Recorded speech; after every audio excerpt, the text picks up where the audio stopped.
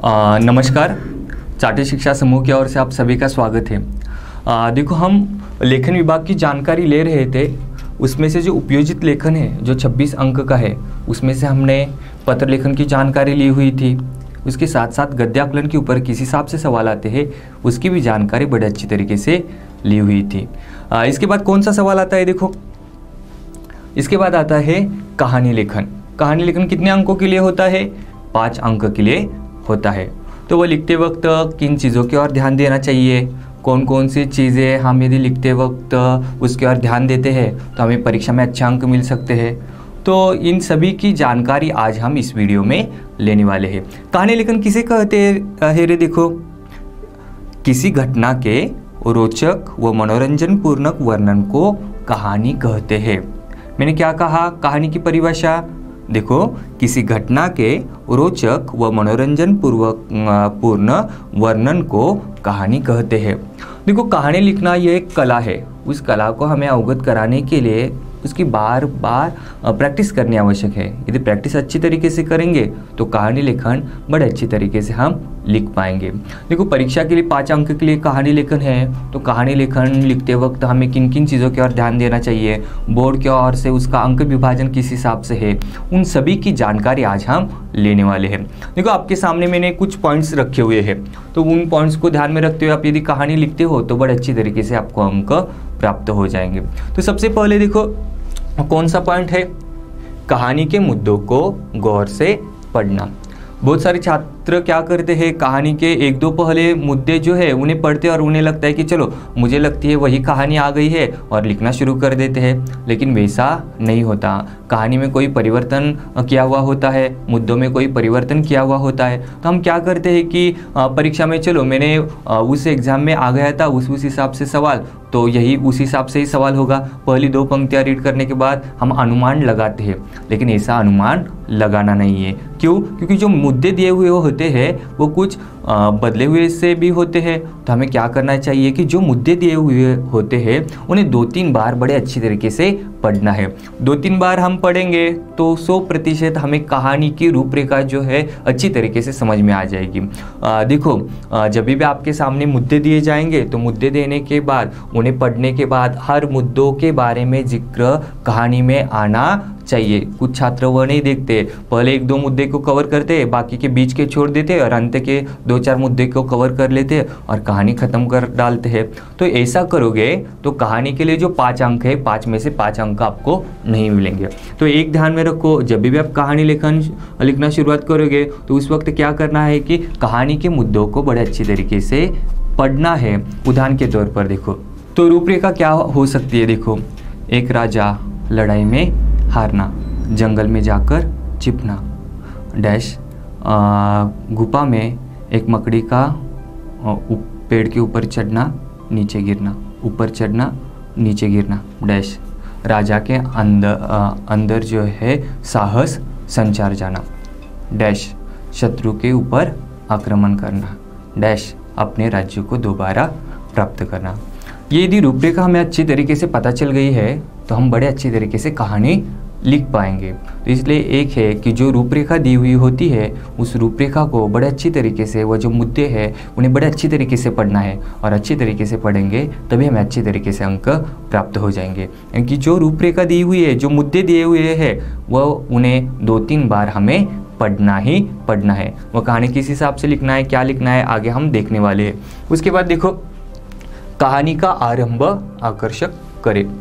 देखो, कहानी जब भी हम शुरुआत करते हैं तो कहानी लिखते वक्त हमें पता नहीं होता कि किस हिसाब से लिखनी चाहिए, क्या लिखना चाहिए, तो हम उसके और ध्यान नहीं देते। सीधा कहानी की शुरुआत जैसे मुद्दे दिए हुए हैं उन मुद्दों के द्वारा ही करते हैं। तो वैसा नहीं, पहला जो परिचय होता है वो जो होता है कहानी की पार्श्वभूमि होती है। तो उस वक्त लिखते वक्त किस हिसाब से लिखना चाहिए इसकी भी चर्चा हम देखने वाले हैं। उदाहरण के तौर पर हमने देखा, एक राजा डैश लड़ाई में हारना, डैश गुफा में जाकर छिपना, डैश एक पेड़ पर मकड़ी का चढ़ना, नीचे गिरना, डैश राजा के अंदर साहस संचारना, डैश शत्रु के ऊपर आक्रमण करना, डैश अपने राज्य को दोबारा प्राप्त करना। तो इसमें क्या है कि एक राजा है, तो सीधा ऐसे नहीं शुरुआत कर सकते। एक राजा है तो नहीं, बहुत साल पहले की कहानी है। रामपुर नाम का एक राज्य था। उस राज्य में शामराव नाम के एक राजा रहते थे। वो बड़े ही साहसी थे, पराक्रमी थे। उनका सभी लोगों के ऊपर बड़े अच्छी तरीके से विश्वास था। वहाँ के लोग जो है आपस में घुल मिल कर रहते थे, राजा की वाहवाही करते थे, राजा की प्रशंसा करते थे। इसलिए राजा को लगता था कि जो कुछ मेरे राज्य में चल रहा है सब कुछ अच्छी तरीके से चल रहा है, मैं सभी के ऊपर विश्वास रखता हूँ, सभी मेरे ऊपर विश्वास रखते हैं, इसका मतलब मेरा राज्य अच्छी तरीके से चल रहा है। राजा इस सोच विचार में ही था कि मेरा राज्य अच्छी तरीके से चल रहा है, लेकिन उस राज्य में बहुत सारे ऐसे भी लोग थे कि जो राजा के विरोध में काम कर रहे थे। राज्य की पूरी जानकारी दूसरे राजा को जाकर देना और यहाँ पर क्या क्या चल रहा है उसके बारे में जानकारी वो दूसरे राजा को देते थे। और यही मौका पाकर दूसरे राजा ने शामराव नाम के राजा के ऊपर आक्रमण किया। तो आक्रमण करने के बाद राजा को यह जानकारी नहीं थी। राजा के ऊपर आक्रमण हो जाने के बाद राजा उसमें हार जाता है। एक ये हो गई प्रस्तावना। समझ में आ गया? तो एक है प्रस्तावना, जब भी करोगे तो 4-5 पंक्तियों में बड़े अच्छी तरीके से करना है। उदाहरण के तौर पर हम लेते हैं, 2 दोस्त नौका विहार के लिए जाना, समंदर में तूफान आना, एक का समंदर के अंदर समा जाना, दूसरा बच जाना कुछ इस हिसाब से। तो शुरुआत करते वक्त ऐसा हम लिख सकते हैं, रामपुर नाम बहुत साल पहले की कहानी है। रामपुर नाम का गाँव था। उस गाँव के चारों ओर हरियाली ही हरियाली थी। उस गाँव के बगल में ही समंदर था। तो वहाँ के लोग जो है समंदर से जो कुछ मिलता था उसके ऊपर अपना परिवार का उदर निर्वाह करते थे। तो उसी गांव में एक राम और श्याम नाम के दोस्त रहते थे। उनकी दोस्ती जो थी बड़ी लाजवाब तरीके से थी। वह हर रविवार के दिन क्या करते थे कि अपने दोस्तों को मिलकर, राम और श्याम दोनों एक साथ मिलकर वह समंदर के अंदर नौका विहार के लिए जाते थे। यानी कि यह हो गई प्रस्तावना। तो एक है, जब भी हम कहानी लिखेंगे तो कहानी का आरंभ जो है वो आकर्षित होना चाहिए। आकर्षक इसलिए क्योंकि जो पढ़ने वाला जो होता है वो पहले 4-5 पंक्तियाँ पढ़ता है और उसके ऊपर वो सोचता है कि यार ये कहानी अच्छी है या नहीं। इसलिए हमें कहानी का आरंभ कैसे करना चाहिए? आकर्षक तरीके से करना चाहिए। समझ में आ गया आपको?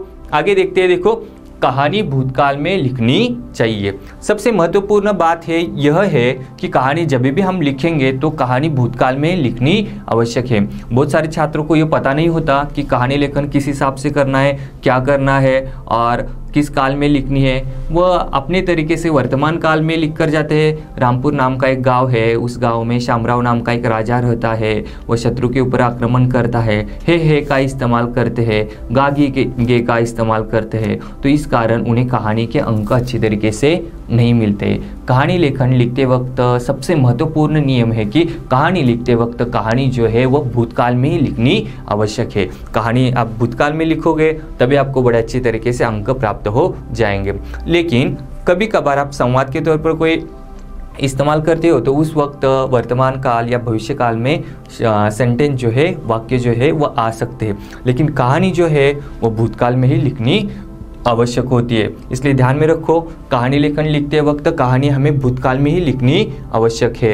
अन्य काल में लिखोगे तो कहानी अच्छी तरीके से होने के बावजूद भी आपको कहानी लेखन के लिए अच्छे अंक नहीं प्राप्त होंगे। तो कहानी भूतकाल में ही लिखनी है। था, थी, थे या आ जाएगा।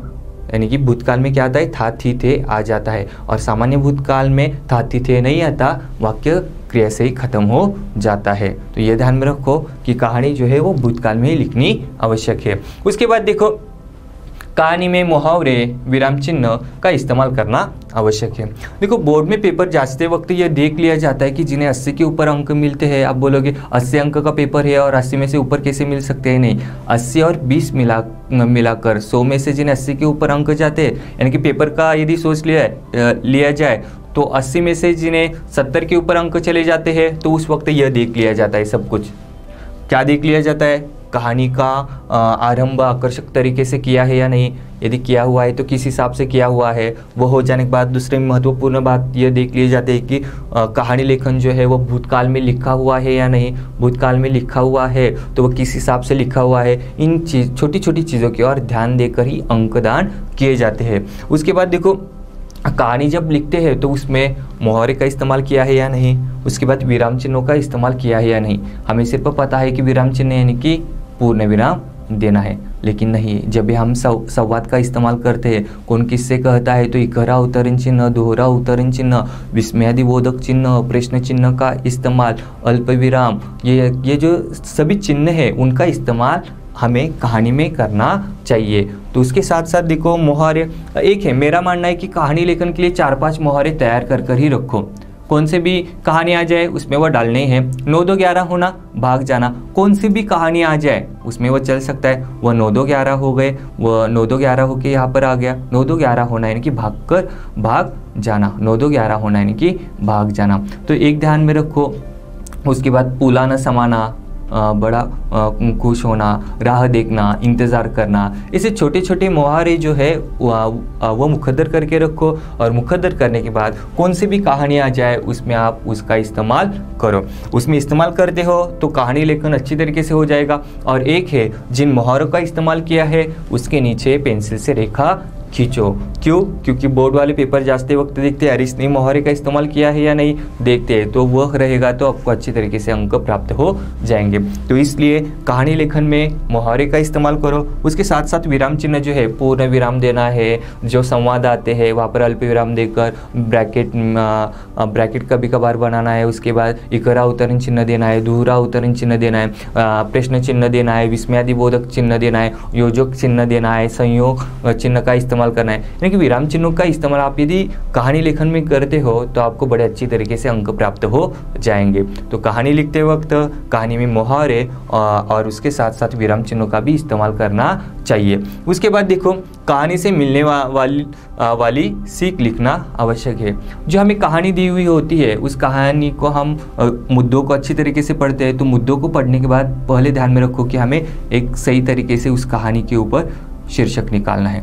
तो एक राजा हमने देखा, लड़ाई में हारना, गुफा में जाकर छिपना, फिर एक पेड़ पर मकड़ी का चढ़ना, नीचे गिरना, राजा के अंदर संचार समा जाना, साहस समा जाना, शत्रु के ऊपर आक्रमण करना, अपने राज्य को दोबारा प्राप्त करना।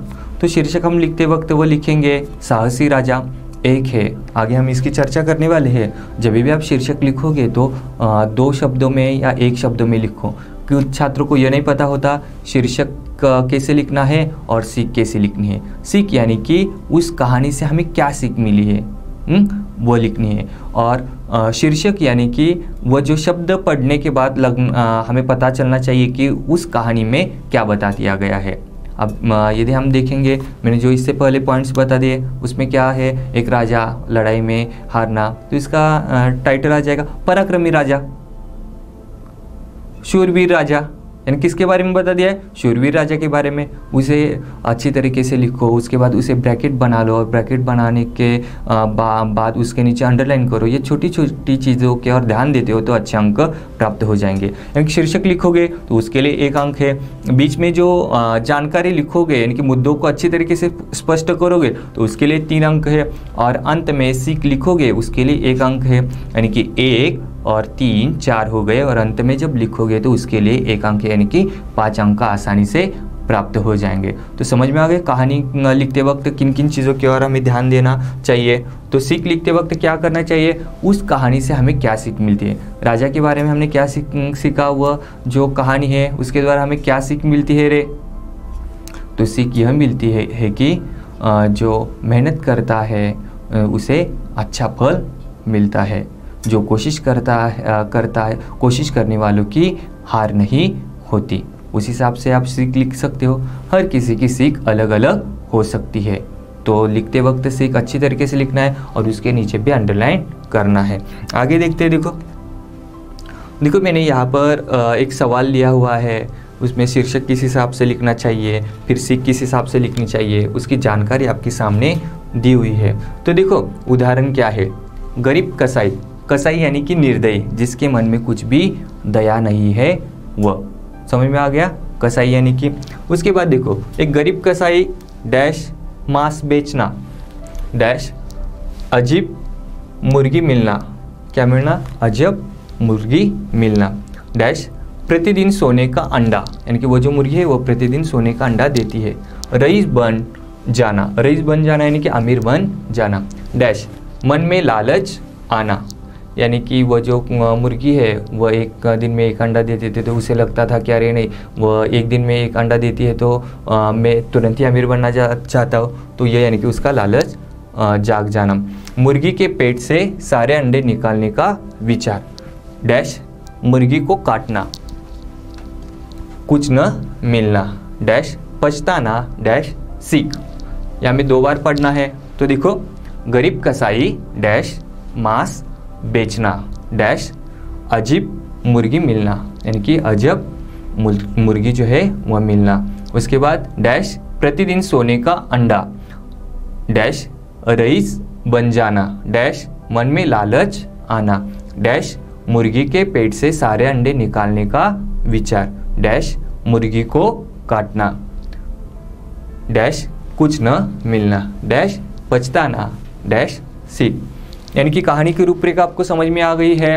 यानी कि एक गरीब कसाई था, वह कसाई क्या करता था कि मांस बेचता था। मांस बेचते वक्त उसने एक दिन जब से उसे मुर्गी मिल जाती है, जब से मुर्गी मिल जाने के बाद वह क्या करता है कि उसे अपने घर लेकर जाता है। घर लेकर जाने के बाद देखता है तो वह उसे रखता है, एक दिन अपने घर में वह रखता है तो देखता है तो रात के वक्त तो उसने सोने का अंडा दिया हुआ था। फिर वह सोने का अंडा लेता है और बाज़ार में जाकर बेचता है, तो उस दिन उसे कुछ पैसे मिलते हैं, तो उसके ऊपर वह अपना घर चलाना शुरुआत कर देता है। दूसरा दिन आ जाता है, दूसरे दिन भी वो अंडा, सोने का अंडा दे देती है, तो उससे उसके पास पैसे बढ़ जाते हैं। और देखते ही देखते कुछ महीनों में वह जो मुर्गी है हर रोज़ एक एक अंडा सोने का देने के कारण वो जो गरीब कसाई है वो बड़ा अमीर बन जाता है। तो अमीर बनने के बाद हर किसी के मन में लालच पैदा हो जाता है। एक दिन ऐसे ही कसाई जो है वो बैठा हुआ था, तो उसके सोच विचार में आ जाता है कि अरे ये तो मुर्गी हर रोज़ एक एक अंडा देती है,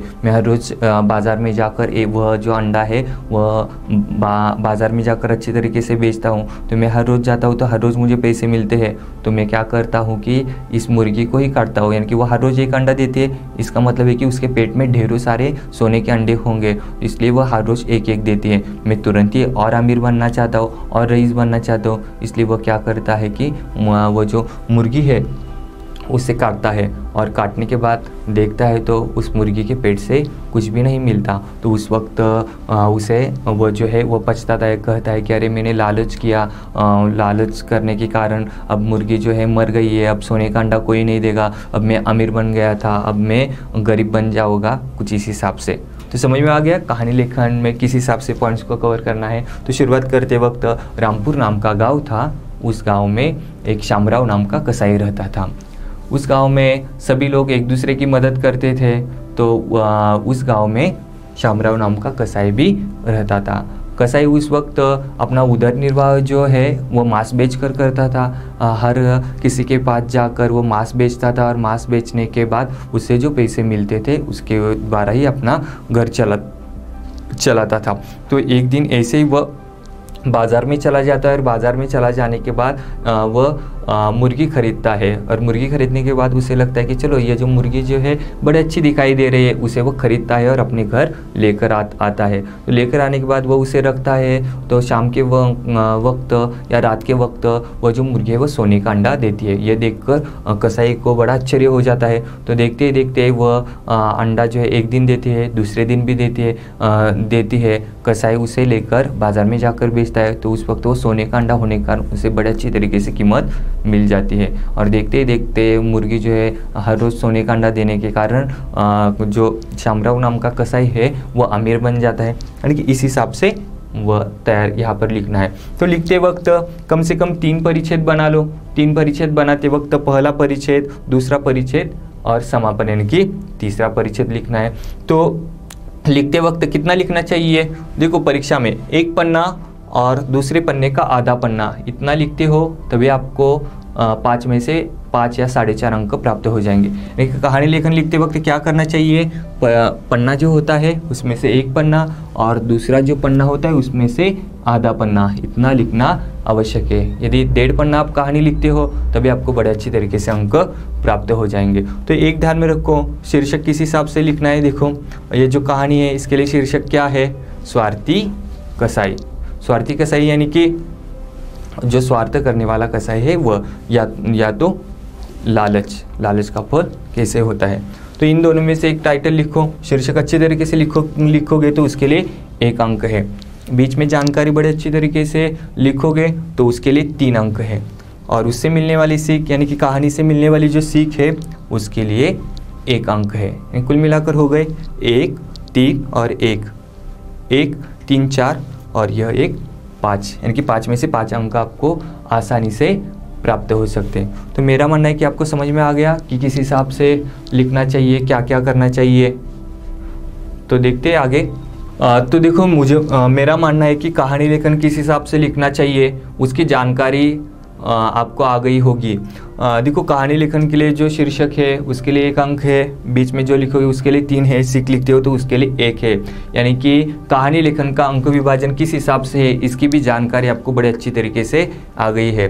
तो 1 है जो रूपरेखा दी हुई है उसे अच्छी तरीके से पढ़ो, कहानी लेखन को सही तरीके से शीर्षक दे दो, बीच का विषय विवेचन जो है 3 परिच्छेद में करो, 3 से ज़्यादा 4 में कर सकते हो। कम से कम आपको 1 और आधा पन्ने की 1.5 पन्ने कहानी लिखनी है, वो भूतकाल में लिखनी है। जो मैंने नियम बता दिए हैं उस नियम के हिसाब से आप कहानी लेखन लिखोगे तो तब भी आपको अच्छे अंक प्राप्त हो जाएंगे। तो इसके बाद हम देखने वाले हैं, देखो विज्ञापन देखने वाले हैं। विज्ञापन लेखन के लिए कितने अंक है? देखो विज्ञापन लेखन के लिए 5 अंक है। तो 5 में से 5 अंक हमें प्राप्त हो सकते हैं, लेकिन हमें क्या करना चाहिए 5 अंक प्राप्त करने के लिए, किस हिसाब से लिखना चाहिए, तो इन चीज़ों की जानकारी आज हम लेने वाले हैं। देखो आपके सामने लिखा हुआ है, देखो विज्ञापन शब्द का अर्थ क्या है। विज्ञापन शब्द जो है वि अधिक ज्ञापन इसके द्वारा बना है, वि अधिक ज्ञापन। वि यानी कि क्या रे? विशेष, ज्ञापन यानी कि जानकारी देना। तो क्या हो जाएगा अर्थ? विशेष जानकारी देना। विज्ञापन क्या करते हैं रे? विशेष जानकारी देते हैं। विज्ञापन इसलिए बनाए जाते हैं कि लोगों को अपने और आकर्षित कराने के लिए। तो लोगों को आकर्षित कराने के लिए क्या क्या किया जाता है रे? हम तरह तरह के ऑफर्स दे देते हैं, तरह तरह के चित्रों के द्वारा उन्हें आकर्षित कराते हैं, या तरह तरह के शब्दों का इस्तेमाल करके हम ग्राहकों को अपने और आकर्षित कराते हैं। तो विज्ञापन का मकसद यही होता है कि विशेष जानकारी देकर अपने और ग्राहकों को आकर्षित कराना। तो विज्ञापन लिखना ये आसान नहीं है, लेकिन ये कठिन भी नहीं है। इसके लिए आपको प्रैक्टिस करनी आवश्यक है, और प्रैक्टिस करोगे तो अच्छी तरीके से विज्ञापन बना पाओगे। किस हिसाब से विज्ञापन बनाना है, विज्ञापन का अंक विभाजन किस हिसाब से, इसकी जानकारी भी हम लेने वाले हैं। तो देखो विज्ञापन जब भी आप बनाओगे तो किस हिसाब से बनाना चाहिए, उनके नियम क्या है, इसकी जानकारी अब हम लेने वाले हैं। सबसे पहले देखते हैं कि विज्ञापन के कितने प्रकार है रे। देखो विज्ञापन के कुल मिलाकर 3 प्रकार है। 3 प्रकार के द्वारा विज्ञापन बनाए जाते हैं या आते हैं। तो कैसे? वस्तु संबंधी विज्ञापन। वस्तु संबंधी विज्ञापन में क्या आता है? साबुन, तेल, उसके बाद जो वस्तुएं बेचने के लिए तैयार करनी है उसके लिए विज्ञापन बनाना है। तो साबुन का आता है, तो देखो उदाहरण के तौर पर परीक्षा के लिए आ जाएगा, बाजार में एक सौंदर्य नाम का साबुन आ गया है, उसके लिए विज्ञापन तैयार कीजिए। तो विज्ञापन तैयार करते वक्त बड़े अक्षरों में टाइटल लिखना है, सौंदर्य साबुन। तो मैं उसके बारे में, उस साबुन के बारे में थोड़ी बहुत जानकारी लिखूंगा, या ग्राहकों को अपने और आकर्षित कराने के लिए कुछ ऐसे शब्दों का इस्तेमाल करना है कि जो पढ़ने के बाद ग्राहक अपने और अपने आप वो जो वस्तु है या साबुन है उसके और आकर्षित हो जाए। तो मैं लिखूंगा, क्या आप सावले हो? क्या आप सावले हो? तो घबराने की बात ही नहीं है, आज ही बाजार में आ गया है सौंदर्य साबुन। विशेषता हो गई। तो ये पढ़ने के बाद अपने आप ग्राहक जो है इसके और आकर्षित हो जाएगा, क्योंकि भारत में हर कोई गोरा बनना चाहता है। कोई ऐसा नहीं कहता कि मुझे काला बनना है, हर कोई चाहता है कि गोरा बनना। लेकिन वाकई में वो गोरा बन सकता है साबुन का इस्तेमाल करके, लोगों को पता है नहीं। लेकिन विज्ञापन लोग ऐसे बनाते हैं कि उसे सुनने के बाद या पढ़ने के बाद लगता है कि अरे नहीं, हम भी गोरे बन सकते हैं। ऐश्वर्या राय एक लक्स की टिकिया लेकर आती है और कहते हैं कि मेरी सौंदर्य का राज ये लक्स की टिकिया है। सच मात्रा में होता है नहीं, लेकिन वो जो शब्दों का इस्तेमाल करती है तो उन शब्दों में हम आ जाते हैं, और बाजार में जाने के बाद, दुकान में जाने के बाद हम कहते हैं कि अरे भैया वो लक्स की टिकिया ही देना। तो कोई पूछेगा क्यों? कि वो कहते कि ऐश्वर्या जिस हिसाब से सुंदर है वैसे हम सुंदर दिखना चाहते हैं। लेकिन होता है क्या रे? वैसा नहीं होता। क्यों? क्योंकि विज्ञापन का परिणाम हमारे ऊपर इतना हुआ होता है कि हम वो चीज़ लेने के लिए ललचा जाते हैं। तो विज्ञापन बनाते वक्त बड़े अच्छी तरीके से बनाना होता है। तो वस्तु संबंधी विज्ञापन जो है उसमें साबुन आ जाएगा, तेल आ जाएगा, पतंजलि तेल है, क्या आपके सिर से बाल झड़ रहे हैं, क्या आपके बालों में जू हो रहा है, तो घबराने की बात ही नहीं है, आज ही बाजार में आ गया है पतंजलि साबुन। तो विशेषता, उसमें विशेषता लिखोगे पूरी तरीके से नैसर्गिक, 2 नंबर की, छोटों से लेकर बूढ़ों तक के लिए इसका इस्तेमाल कर सकते हो, ऐसे आप इसमें विशेषता लिख सकते हो। और पहले इस्तेमाल करो फिर विश्वास करो, यह भी लिख सकते हो। और संपर्क सभी दुकानों में उपलब्ध। कोई एक बॉटल निकालो, उस हिसाब से उसे बॉक्स बना लो, अच्छी तरह से बनाते हो तो 5 में से 5 अंक आपको प्राप्त हो जाएंगे। तो इसका अंकदान किस हिसाब से है बाद में हम देखने वाले हैं।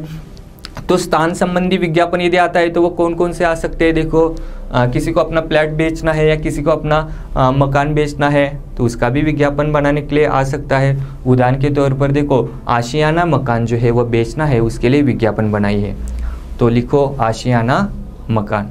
क्या आप अपने सपनों का घर चाहते हो लेकिन नहीं मिल रहा, तो आज ही आ जाइए, जो एरिया है वहाँ पर जो दिया हुआ होता है वह एरिया, यानी कि दादर में आ जाओ, मालूड़ा में आ जाओ, या जो एरिया दिया हुआ होता है वह, और अपने सपनों को साकार करो।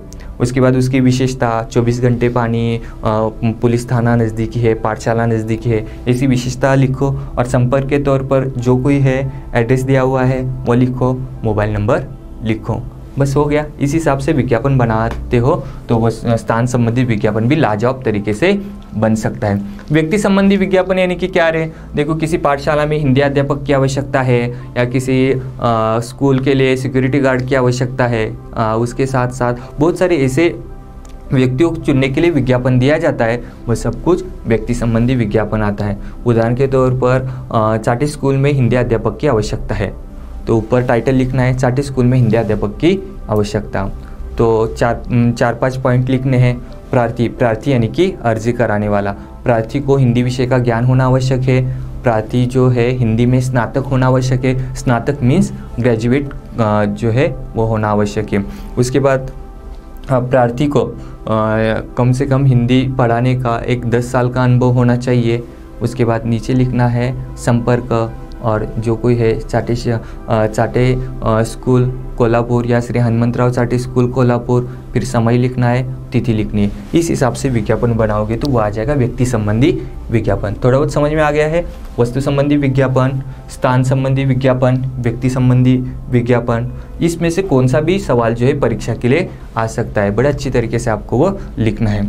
उसके बाद देखो कौन सी चीज़ों की ओर ध्यान देना चाहिए हमें, विज्ञापन होने वाली वस्तु के गुणों का उल्लेख ज़रूरी होना चाहिए। देखो जो भी हम विज्ञापन बना रहे हैं तो उस विज्ञापन के बारे में हमें, यानी कि जो कोई वस्तु जो है उसके बारे में हम विज्ञापन बनाते हैं तो उसकी विशेषता के बारे में जानकारी लोगों को देनी आवश्यक है। क्यों वो लेना चाहिए, वह पूरी तरीके से नैसर्गिक है या नहीं, किसके लिए इस्तेमाल करना चाहिए, इन चीज़ों की ओर ध्यान देकर वह विज्ञापन में पॉइंट करने चाहिए, तो वह विशेषता लिखनी आवश्यक है। उसके साथ साथ देखो आकर्षक चित्र का प्रयोग होना चाहिए। तो बहुत सारे पाठशाला में बता दिया जाता है कि अरे विज्ञापन बनाते वक्त चित्र निकालने की इतनी आवश्यकता नहीं है, आपके हैंडराइटिंग अच्छी तरीके से निकालो, अच्छी तरीके से विज्ञापन बना लो। लेकिन एक है, विज्ञापन का मतलब क्या है कि ग्राहकों को अपने ओर आकर्षित कराना। तो ग्राहक कब आकर्षित हो जाएंगे, जब आकर्षक चित्रों का इस्तेमाल आप विज्ञापन में करते हो तभी वह आकर्षित हो जाएंगे। इसलिए मेरा मानना है कि जब भी आप पेपर में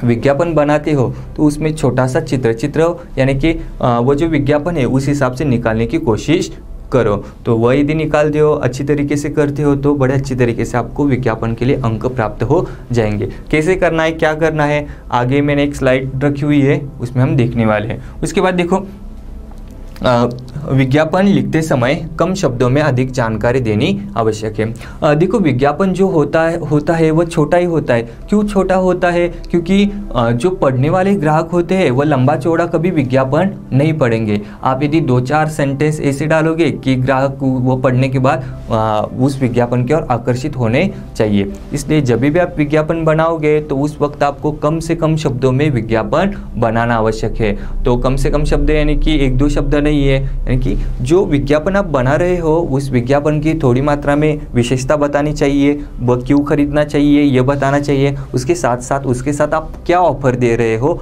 यह भी जानकारी देनी आवश्यक है। इसलिए जब भी आप विज्ञापन बनाओगे तो कम से कम शब्दों में वह लिखनी है, यानी कि कम से कम 10-12 वाक्य में वह उसे पूरा करना है। वाक्य यानी कि जिस हिसाब से विज्ञापन होगा उस हिसाब से। उसके बाद देखो विज्ञापन केवल पेन से ही लिखना चाहिए। विज्ञापन जब भी हम बनाते हैं तो क्या करते हैं, देखो पेंसिल का इस्तेमाल करते हैं। बोर्ड कहता है कि विज्ञापन यदि पेंसिल से बनाया हुआ है तो उसके लिए अंकदान मत दे दो।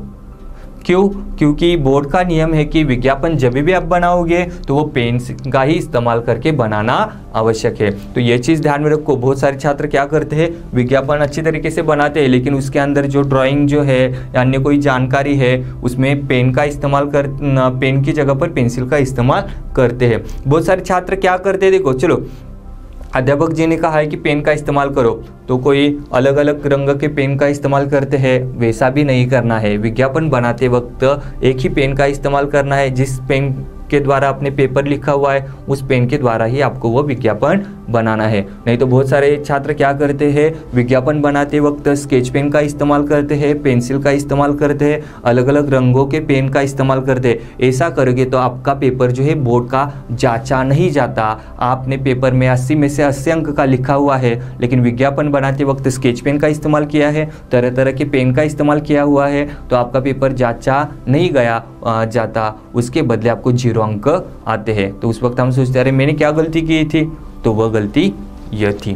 तो एक ध्यान में रखो, जब भी आप विज्ञापन बनाओगे तो वह किसके द्वारा, पेन के द्वारा बनाना है और एक ही पेन का इस्तेमाल करना है, पेंसिल का नहीं करना है, अलग अलग रंगों के पेन का इस्तेमाल नहीं करना है, उसके साथ साथ स्केच पेन का भी इस्तेमाल नहीं करना है। तो इन चीज़ों के अगर ध्यान देते हो तभी आप अच्छी तरीके से विज्ञापन बना पाओगे, क्योंकि ग्राहकों को आकर्षित करके अपने विज्ञापन की जानकारी लोगों को देनी होती है। इसलिए विज्ञापन जो है बड़े आकर्षक तरीके से बनाना होता है। तो किस हिसाब से बनाया जाता है, देखो मैंने आपके सामने तैयार करके लाया है। देखो मैंने बताया था कि साबुन है, कौन सा है, बाजार में एक सौंदर्य नाम का साबुन आ गया है, उसका विज्ञापन तैयार करो।